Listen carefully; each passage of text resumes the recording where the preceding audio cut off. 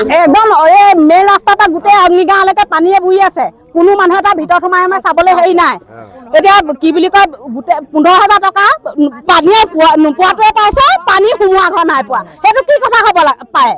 আমাৰ লেখীয়া দুখীয়া মানুহে পাব নালাগে, কি ধনী মানুহে পাব লাগে নেকি? সেইটো কথা আৰু গাঁওবোৰে ভিতৰত সোমাই নাই চোৱা, আমাক গোটেইবোৰ অহাই নাই। ভিতৰৰ মানুহক দিছে, হেৰি মানুহক দিছে, আমাক দিবই লাগিব। সেইবোৰ আমি নাজানো। আমি কি এঘৰত পানী সোমাইছে নেকি? সেইটো হ'ব নোৱাৰে কেতিয়া। মানে এটা কথা ক'ব বিচাৰিছো যে আমাৰ এইডোখৰত পানীত ডুব খাই আছে আৰু গাঁওবুঢ়ানী মানে আমাৰ ইয়াত পানী উঠা দিনাখনৰ পৰা মানে ইয়াত ভৰি দিবলৈকে অহা নাই, চোৱাহিও নাই যে কাৰ ঘৰত পানী সোমাইছে, কোন ক'ত আছে, সেইটো আজিলৈকে মানে চোৱাহি নাই। আৰু পানীও উঠা এসপ্তাহৰ পাছত আহিছে আৰু তেওঁ আহি কি কৰিছে, বাটত কাৰোবাক লগ পাইছে, কথাষাৰ কৈছে আৰু যাক ভাল পায় তাক কথাষাৰ কৈছে।